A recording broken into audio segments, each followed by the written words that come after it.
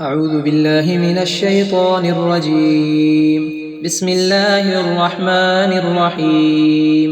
إذا وقعت الواقعة ليس لوقعتها كاذبة خافضة رافعة إذا رجت الأرض رجا وبست الجبال بسا فكانت هباء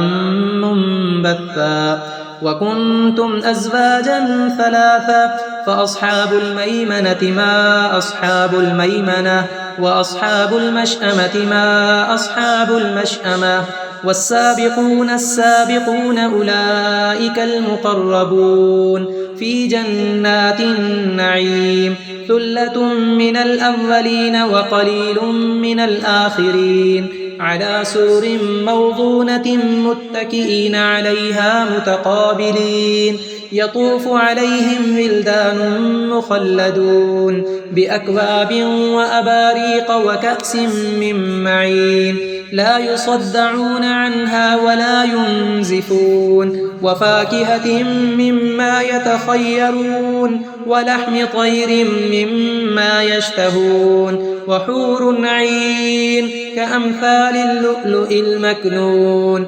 جزاء بما كانوا يعملون لا يسمعون فيها لغوا ولا تأثيما إلا قيلا سلاما سلاما وأصحاب اليمين ما أصحاب اليمين في سدر مخضود وطلح منضود وظل ممدود وماء مسكوب وفاكهة كثيرة لا مقطوعة ولا ممنوعة وفرش مرفوعة إنا أنشأناهن إنشاء فجعلناهن أبكارا عربا أترابا لأصحاب اليمين ثلة من الأولين وثلة من الآخرين وأصحاب الشمال ما أصحاب الشمال في سموم وحميم وظل من يحموم لا بارد ولا كريم إنهم كانوا قبل ذلك مترفين وكانوا يصرون على الحنث العظيم وكانوا يقولون أئذا متنا وكنا ترابا وعظاما أئنا لمبعوثون أو آباؤنا الأولون قل إن الأولين والآخرين لمجموعون إلى ميقات يوم معلوم ثم إنكم أيها الضالون المكذبون لآكلون من شجر من زقوم فمالئون منها البطون فشاربون عليه من الحميم فشاربون شرب الهيم هذا نزلهم يوم الدين نحن خلقناكم فلولا تصدقون أفرأيتم ما تمنون أأنتم تخلقونه أم نحن الخالقون نحن قدرنا بينكم الموت وما نحن بمسبوقين على أن نبدل أمثالكم وننشئكم فيما لا تعلمون ولقد علمتم النشأة الأولى فلولا تذكرون أفرأيتم ما تحرثون أأنتم تزرعونه أم نحن الزارعون لو نشاء لجعلناه حطاما فظلتم تفكهون إنا لمغرمون بل نحن محرومون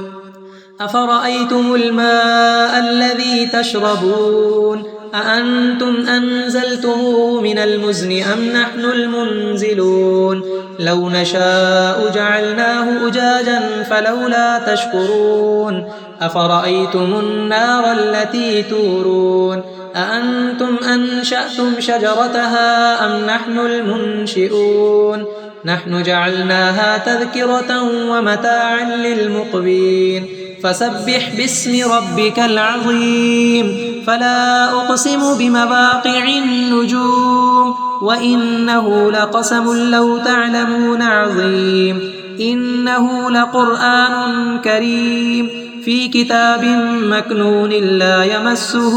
إلا المطهرون تنزيل من رب العالمين. أفبهذا الحديث أنتم مدهنون وتجعلون رزقكم أنكم تكذبون. فلولا إذا بلغت الحلقوم وأنتم حينئذ تنظرون ونحن أقرب إليه منكم ولكن لا تبصرون. فلولا إن كنتم غير مدينين ترجعونها إن كنتم صادقين. فأما إن كان من المقربين فروح وريحان وجنة نعيم.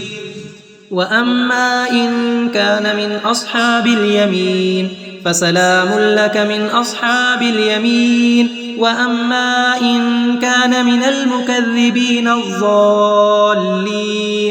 فنزل من حميم وتصلية جحيم. إن هذا لهو حق اليقين. فسبح باسم ربك العظيم.